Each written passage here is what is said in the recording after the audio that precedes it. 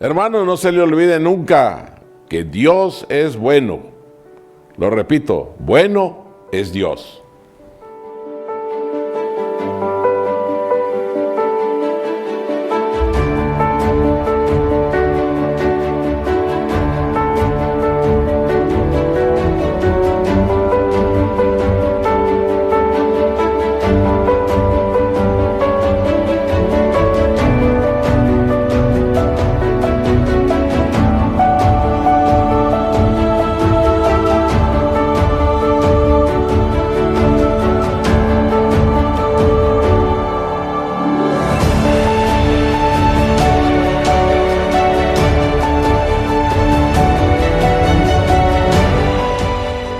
Es un placer saludarlos en nombre del Señor. Misión TV ha hecho una gran inversión, como ustedes pueden ver, para estrenar un nuevo set. Oren por Misión TV. Oren por Ranier Flota, por Carlos, por Giovanni y por este servidor, para que cada día hagamos un mejor servicio para honra y gloria de Dios y ayuda de usted. Quiero invitarle a que hagamos una oración. Amado Padre que estás en los cielos, gracias, porque estamos en un mundo de oscuridad, pero Jesús, que es la luz, nos ilumina. Que, como dice el autor de la lección, Jesús es nuestro buen pastor. Y si Él es nuestro pastor, nada nos faltará. Aunque andemos en oscuridad, en valle de muerte, haya angustiadores, tú vas a ungir nuestra cabeza con aceite. Acompáñanos en el segundo repaso de la lección de este trimestre. Lo pedimos en nombre de Jesús. Amén. Esta semana estamos estudiando la lección que se titula Los crisoles venideros. Y para memorizar tenemos lo que dice 1 Pedro 4, 12 y 13. Hablando de que no debemos sorprendernos cuando Dios nos aplica el crisol, cuando Dios permite que nos llegue el crisol. Una vez el apóstol Pedro, Jesús le dijo, sabes que te van a zarandear.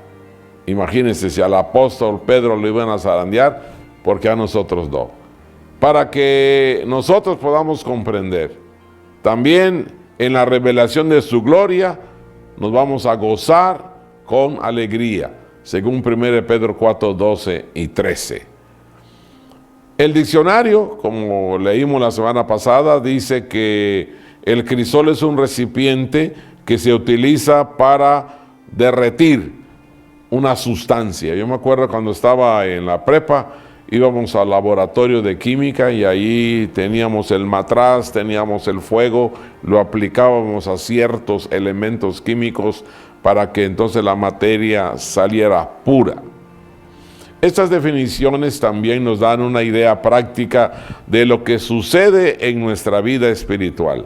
Esta semana resaltaremos algunas razones por las que de repente nos encontramos dentro de un crisol. Hay varios tipos de crisoles.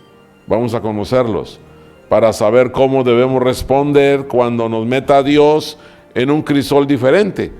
Puede ser muy diferente el crisol de otras personas. No todos estamos en el mismo crisol. Vamos a empezar con el domingo, sorpresas. Amados, dice el apóstol Pedro, no te sorprendas. Saben que uno piensa que porque es cristiano no va a sufrir. Pero dice el apóstol Pedro, no te sorprendas, porque la prueba se aplica a todos. La prueba ha sobrevenido como si alguna cosa os aconteciere. No debes acostumbrarte que por ser cristiano te va a venir alguna prueba. Las sorpresas y especialmente las dolorosas pueden llegar de muchas formas. Por ejemplo, accidentes en la carretera.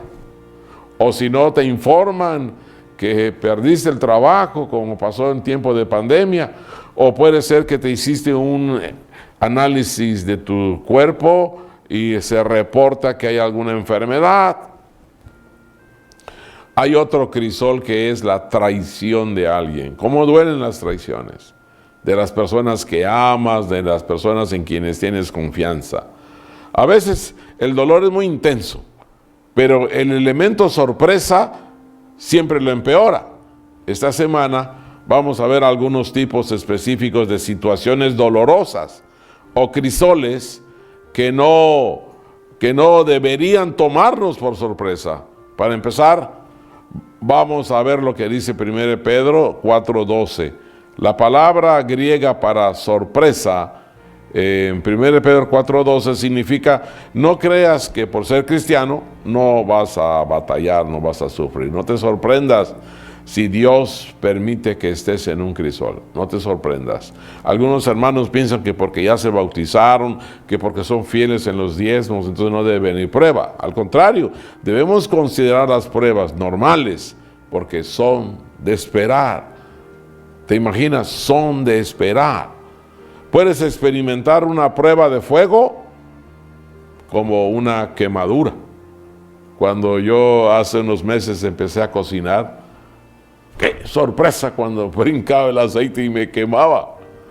Podría considerarse en que estás entrando en una etapa de fundición, en una quemadura, y a muchos ese sufrimiento los sorprende.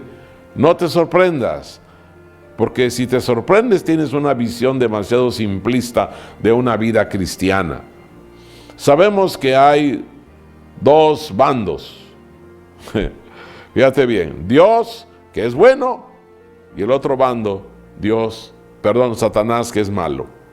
A veces pensamos nosotros automáticamente, ponemos todo lo que está bien en la casilla de Dios y todo lo que está mal en la casilla de Satanás, pero la vida no es tan sencilla. No podemos usar nuestros sentimientos para decidir qué hay en las casillas de Dios y en las casillas de Satanás. A veces caminar con Dios puede ser desafiante y difícil. Y otras veces seguir a Satanás o escuchar las tentaciones podría parecer que trae grandes recompensas, pero no te equivoques. Job, por ejemplo. Job era justo, pero sufría. Ilustra esto cuando le preguntó Job a Dios en Job 21:7, ¿por qué viven los impíos y que envejecen aún crecen sin riquezas? Job le reclamaba a Dios, pero ya al final lo entendió. Pedro se refería a las pruebas que son consecuencias de luchar por Cristo. Pero también hay otras razones por las que llegan las pruebas. Pedro dice, no te sorprendas. En la parte del lunes, los crisoles de Satanás. Imagínate, ¿sabías eso? Que Satanás también tiene crisoles donde nos mete. El apóstol Pedro dice, sed sobrios y velad, porque vuestro adversario, el diablo, como león rugiente, anda alrededor buscando a quien devorar. Mis hermanos, ¿saben cuando yo era pequeño, dormía en mi hamaca y yo vivía cerca del zoológico? Y casi siempre, como a las 5:30 de la mañana, estaba yo acostado en mi hamaca y oía que el león estaba diciéndole a todo el mundo, tengo hambre, quiero comer. Y yo, que era un niño chiquillo, me doblaba todo y cerraba los ojos pensando que el león estaba cerca y me quería comer. Amigos, el diablo así hace. El diablo es como un león que está buscando a quién molestar, a quién herir, a quién dañar, a quién hacer infeliz. El diablo dedica toda su vida para hacer esas cosas. Pero gracias a Dios, nosotros podemos confiar en nuestro Padre Celestial. Es impresionante porque sabes que puedes ser atrapado y el león te puede comer en cualquier momento. Pedro dice que Satanás anda buscando a quien perjudicar. Cuando miramos a nuestro alrededor, podemos ver las consecuencias que el león ha pasado por allá porque está causando muerte, sufrimiento, dolor.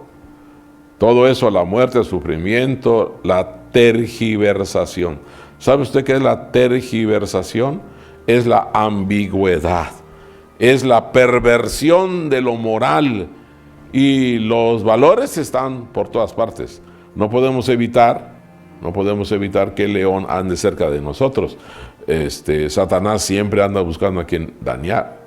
¿Cómo cree usted que deberían reaccionar los cristianos ante el acecho de ese león? Huir, hermanos. Huir, no te quedes donde está el león. ¿Qué promete hacer Dios por aquellos que sufren? Los hará perfectos. ¿Entiendes?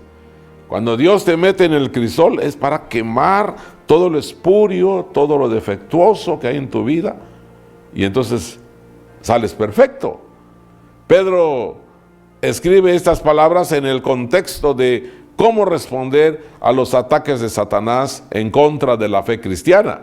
Pero, como ya mencionamos, Satanás actúa de muchas formas diferentes, y aunque debemos ser conscientes de la realidad y el poder de nuestro enemigo, nunca debemos desanimarnos, porque siempre debemos recordar que Jesús ha vencido a Satanás. Satanás es un enemigo vencido, y además debemos recordar que mientras estemos conectados con Jesús, mientras nos aferremos a Él con la fe, el enemigo nos va a querer molestar.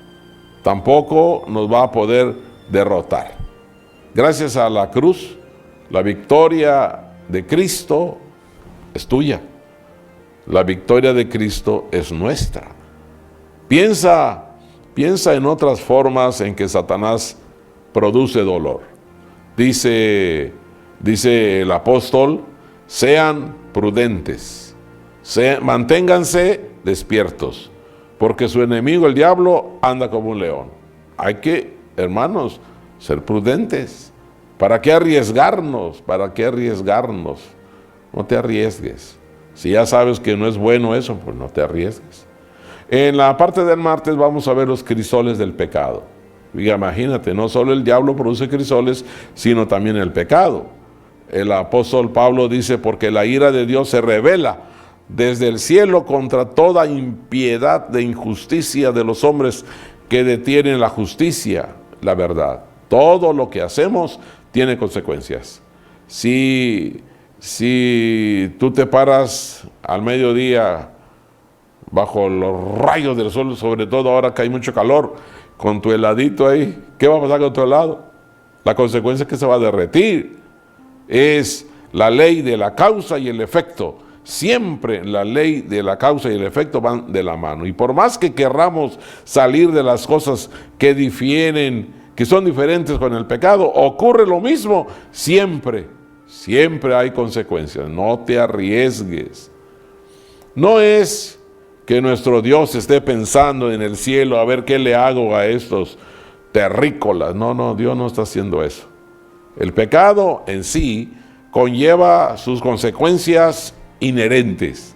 El problema es que muchas veces pensamos que de alguna manera podemos ser más listos que Dios, que podemos pecar sin experimentar las consecuencias de nuestras desobediencias. No te arriesgues, hermano, hermana. Pablo deja bien en claro que el pecado tiene sus consecuencias, no solo para la eternidad, sino también para nuestros días. Pablo describe el proceso de quienes caen en el pecado y las consecuencias de esos pecados. Concéntrate específicamente en las etapas del pecado y sus consecuencias. Te va a tocar a ti leer un poco más detenida la Biblia para que te des cuenta cuál es el proceso del pecado que produce.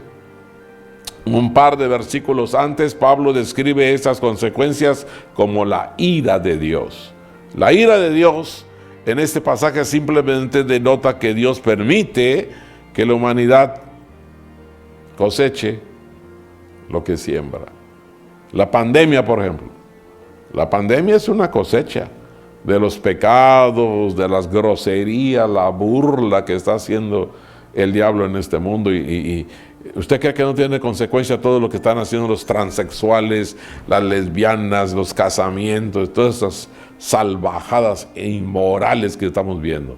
Aún con respecto a los cristianos, Dios no siempre interviene de manera inmediata para quitarnos el dolor. Yo conozco personas que han sufrido por años, son buenos cristianos. Muchas veces nos permite experimentar las consecuencias de nuestros actos a fin de que entendamos cuán profundamente perjudicial y ofensivo es nuestro pecado delante de Dios. Hemos considerado las consecuencias de transgredir las leyes morales de Dios. Está bien. Pero, ¿y qué vamos a decir de la transgresión de las leyes de la salud? Usted sabe que nuestro cuerpo es el autor de la lección dice que nuestro cuerpo no dice que es templo de Dios, dice es el hogar de Dios. Y si buscamos de nuestro cuerpo, si abusamos de nuestro cuerpo al no comer de manera saludable, bueno, no solo al no comer, sino al no hacer ejercicio, o si trabajamos con exceso regularmente, eso también, hermanos, es pecar contra Dios y tiene consecuencias que pueden crear condiciones para estar en un crisol. El miércoles vamos a estudiar los crisoles que purifican. Bueno, como vimos en la definición, ¿para qué sirven los crisoles? Para purificar. Yo me acuerdo de un amigo que allá en Ciudad de México, que compra oro, vende oro, y él cuando hace los lingotes, los aplica en un fuego poderoso, y se quema el oro. Y yo le pregunté un día, ¿y por qué no pones madera? Porque la madera desaparece. ¿Por qué pones plástico? ¿Por qué pones oro?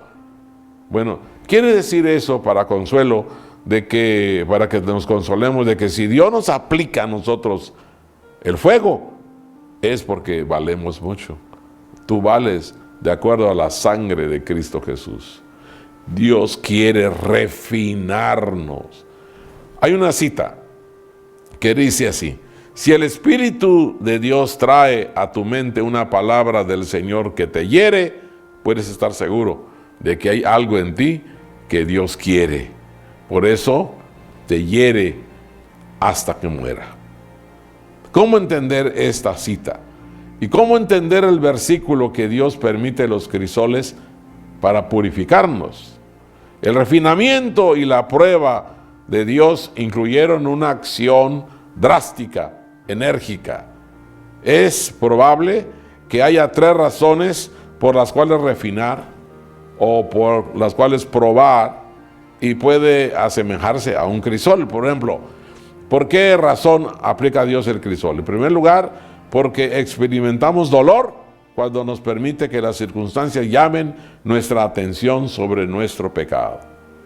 Jeremías escribe con tristeza: los fuelles, o sea, los fuelles son los espías, soplan con furor y el plomo se derrite en el fuego.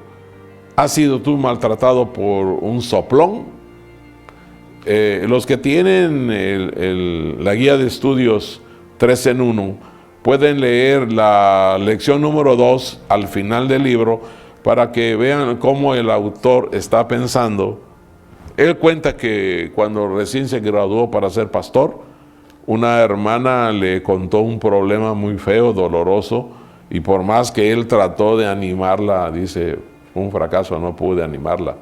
Pero pasaron 10 años y él estudió su maestría, y desde que él sintió que no respondió bien, no ayudó a la hermana, se puso a estudiar acerca del dolor, el sufrimiento, y su última idea está en que si estudiamos el Salmo 23, Jehová es nuestro pastor, nada nos faltará. No, sí te va a faltar, porque dice, aunque ande en valle de muerte, aunque andes en la oscuridad, bueno, Dios va a estar contigo.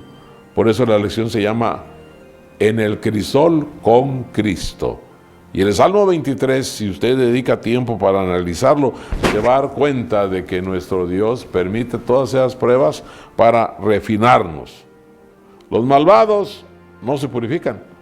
De nada sirve que Dios los refine. Ya están perdidos. Por lo tanto, ocasionalmente se necesita una acción drástica para llamar nuestra atención. En segundo lugar, experimentamos angustia cuando sentimos dolor por el pecado, que ahora ya lo vemos claramente. En tercer lugar, experimentamos frustración cuando intentamos vivir de manera diferente. Usted se convierte al Señor, se consagra en una semana de oración, en una santa cena, y luego viene la prueba. Puede ser bastante incómodo, puede ser muy difícil, según eligiendo renunciar a ciertas cosas que perjudican, que han sido una parte tan importante de nosotros, porque a veces los alimentos, las bebidas, y decidimos ya no usarlas y algo pasa. Y dices tú, ¿cómo? Si me acabo de consagrar y me está pasando esto. Bueno, piensa en los pecados con los que luchas. Solo tú sabes cuáles son. Si Dios te refinara por esos pecados que cometes y te probara hoy el Señor, ¿cómo lo haría? ¿Cómo lo haría el Señor? ¿Qué te aplicaría? ¿Qué podrías hacer antes de que Dios te aplique el fuego? ¿Verdad que hay tiempo? Si tú estás alejándote de Dios, si te estás debilitando espiritualmente, ¿para qué esperas que Dios te meta en el fuego del crisol? Haz algo, arrepiéntete, confiésalo, y el Señor te va a evitar un crisol. Pablo dijo, para que la grandeza de las revelaciones no me exaltara en gran medida, dice Pablo, me fue dado un aguijón en mi carne, un mensajero de Satanás para que me abofetee. O sea, Pablo dice, yo estoy siendo un gran apóstol, pero para que no me enaltezca, para que no me crea mucho. Y cuidado que hay hermanos que se enaltecen, que se creen mucho, y a veces Dios les aplica un aguijón. Yo conozco un hermano que quería ser el primer anciano de la iglesia, él creía que podía. Y debía ir a ser una misionera a cierto pueblo, no quiso ir, ¿no? Porque están los nombramientos y me quiero quedar para ser el anciano. Y mandó unos familiares y se quemó el coche en el camino, dice, mejor hubiera yo ido.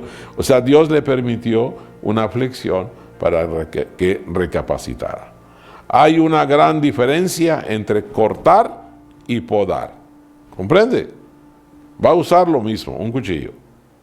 Pero cuando corta es porque ya no quiere las cosas. Y cuando poda es porque quiere que las cosas se vivifiquen, crezcan y se multipliquen. Bueno, por cierto, la poda requiere cortar en partes de la planta, que a criterio de un jardinero novato sería como destruirla. En un contexto espiritual, este hermano Wilson escribió lo siguiente: oras por las bendiciones sobreabundantes que Dios te ha dado y suplicas que Él te haga más semejante a su Hijo. Estás derramando muchas bendiciones y quieres ser semejante, está bien. Si tu respuesta es sí, entonces estás pidiendo, Señor, usa las tijeras para podar. Muchos se preguntan, ¿qué quiso decir Pablo con que Dios le permitió que un aguijón estuviera en su carne? Las ideas son muy variadas, pero lo que Pablo quiso decir era que Dios le permitió quedar mal de la visión para que no se enaltezca. Él tenía dificultades oculares, tenía dificultades para ver. Hermanos, ¿por qué Dios permitió ese daño a Pablo? Porque lo quería beneficiar. Fíjate que ese aguijón mantuvo a Pablo ecuánime y lo ayudó a que ese aguijón lo purificara. Quiero decirles que Pablo no cometió ningún pecado. O sea, la ceguera no era por un pecado. La ceguera es un aguijón que Dios le aplicó para mantenerlo equilibrado. Muchas veces Dios permite que los fuegos de la aflicción te asalten para que puedan ser purificados. Bueno, yo quiero decirles que desde el año 1995, la Unión Antigua, la Unión Mexicana del Sur, comenzó a estructurar la iglesia en todo el país, organizando los grupos pequeños. Y gracias a Dios hoy hay cientos de grupos por todos lados. Yo quiero mandarle saludos a todos los líderes de grupos pequeños. Decirles, sigan adelante. Organizando la iglesia, a la vez que estudian, a la vez que... yo escuché una hermana que dijo, voy a hacer un espagueti, voy a hacer un refresco de Jamaica para el grupo pequeño. ¡Qué bueno! Pero hay que enseñarle a los hermanos a hacer la obra misionera y permitir que el grupo pequeño ya no se quede tan pequeño, que vaya creciendo poco a poco hasta que se divida. ¿Ah? Que Dios los bendiga. Saludos a los líderes de grupo pequeño. Saben que el día de mañana un amigo mío muy querido va a iniciar su ministerio en un nuevo distrito. Y yo quiero que oren por todos los pastores para que puedan en esta época, cuando ya terminó la pandemia, aunque aquí en Mérida como que la pandemia quiere rebrotar, pero oren por los pastores para que en tiempos de sufrimiento como hay ahora, puedan ejercer su ministerio para gloria de Dios.